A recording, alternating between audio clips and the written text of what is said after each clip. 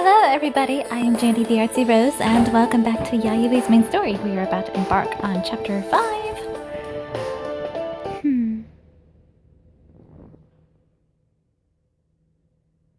Yayoi's main story, chapter 5. The man speaks to Yayoi and me, wearing a broad grin. I know this guy. That's right. It's the man we ran into in town. It's the man I bumped into when Yayoi and I were walking through town on our way back from the flower field. Who could he be?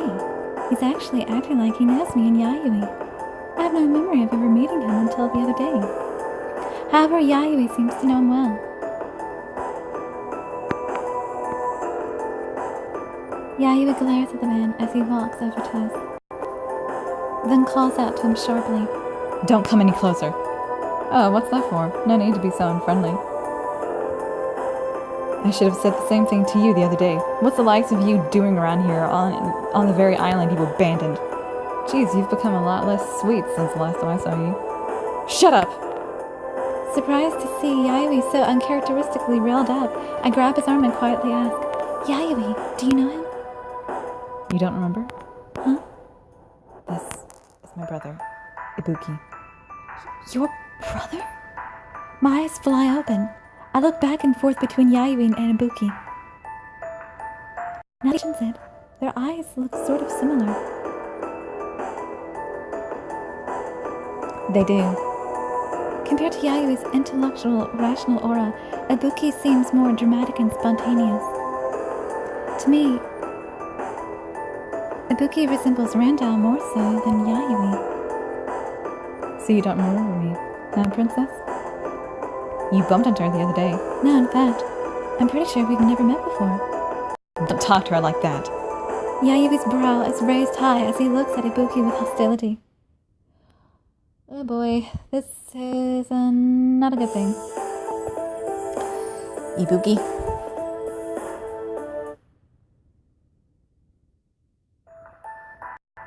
Ibuki was born as the oldest brother of my family. He was someone who'd been in competition with Yayoi's family for the chieftain's seat. Our family was always in the roles of supporting the Hattori family. You remember how we were always the second? Yes. Well, Ibuki wanted to abolish those circumstances in order to gain more power himself. He wanted to train in a hidden village. And lost his way. Huh? Rather than denying Yayoi's words, Ibuki looks on with a smirk.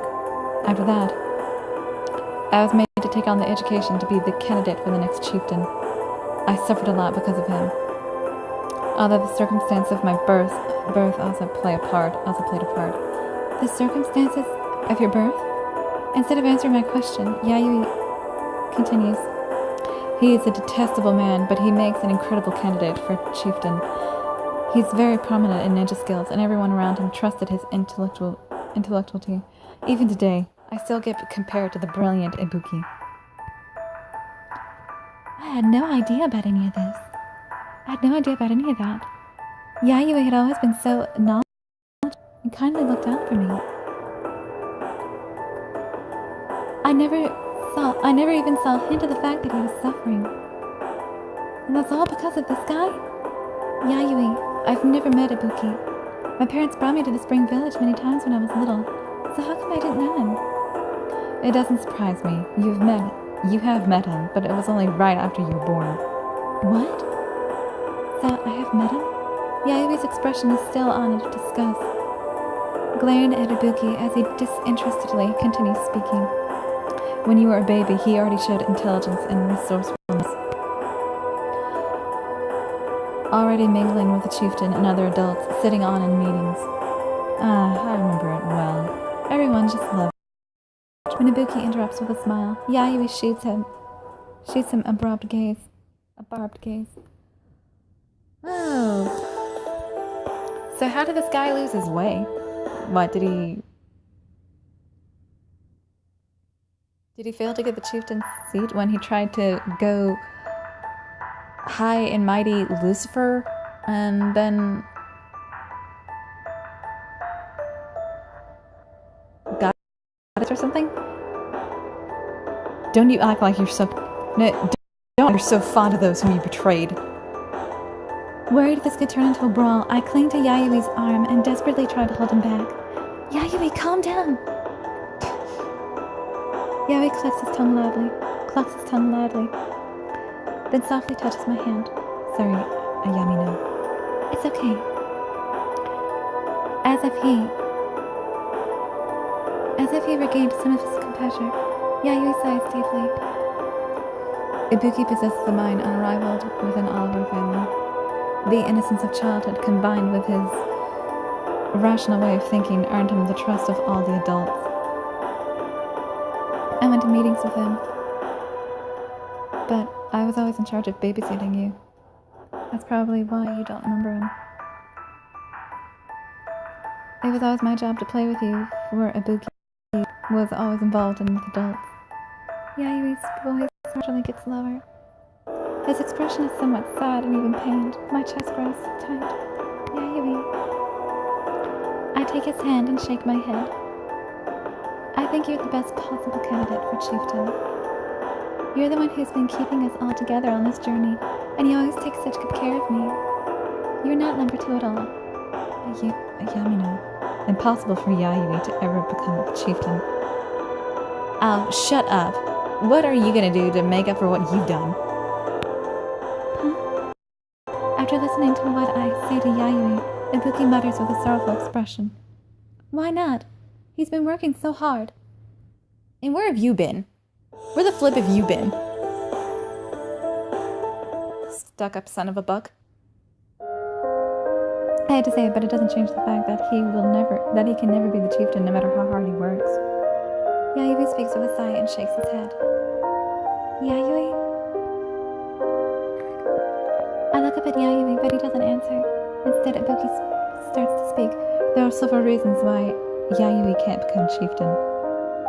For one, he is an illegitimate child to our father by a different woman, and became the second son. He has no rights to the inheritance. Wait, what? Yayoi? An illegitimate child? That can't be true. With a look of resentment, Yayoi averts his gaze from mine. That response tells me that what Ibuki says is indeed the truth. Even if it doesn't matter that he was illegitimate, I'm here, ahead of him. You? Yeah, like Yayoi said. Before I left to train in a hidden village, I was hailed as a genius. The adults loved me. I have many followers even to this day. That's enough. Though Yayoi tries to stop him, Ibuki continues. He answers Yayoi's cold gaze with a sharp glare. Yayoi's effort is genuine.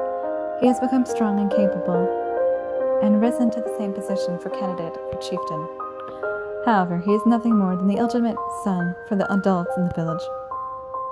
They see him as a temporary placeholder, taking my seat while my absence. Stop! Yayoi cries out in a pained voice. I immediately pull him into an embrace. Well, he can just make his own destiny. Could he just start his own village and become chieftain? I mean, forget about these guys if they're just gonna treat him like some second-rate... Yeah.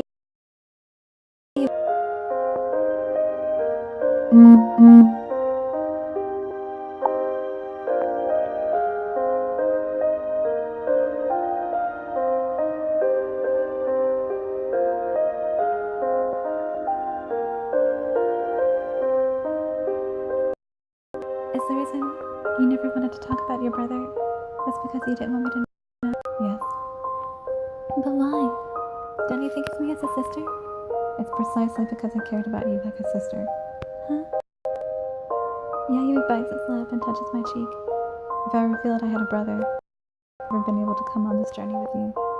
Even so, I'm sure I would have chosen you. Even so, I'm sure I would have chosen you.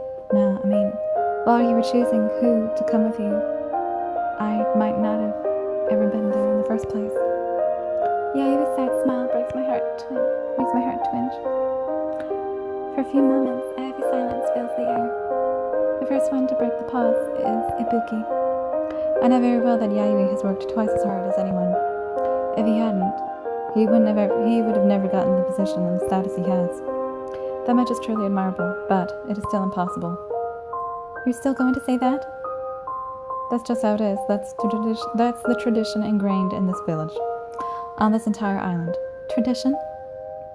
Ibuki smiles grimly and points at me. You wouldn't know, Princess Tabuki. In the house of Tabuki, there have been generations of both men and women who have inherited the ability to wield the 3 sacred treasures. But it's different for us. The position is always inherited by one from the lawful bloodline of its founding ancestor. I have nothing to say back to Ibuki. I have to admit it that I didn't consider that aspect. But, see, Yamina, I'll always be the second place. I can never win Ibuki or Ayu. Yayui's makes me shake my head.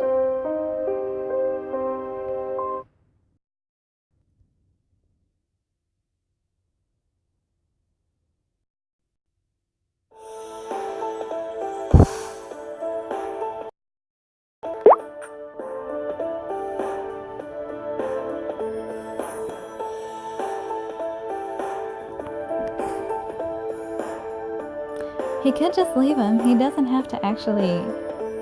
Why compete for a position that he can't take? Or he could just change tradition.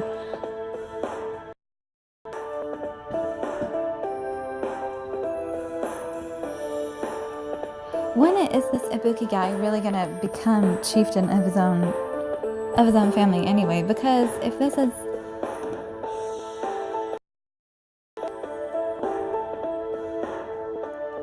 I don't know how worthy this Ibuki guy is of the position, but if Yayoi is proven to be a better candidate, then I think they should give him a chance. Because this tradition stuff is bogus. I am Jendy, the Artsy-Rose, and I shall see you in the next video. Goodbye.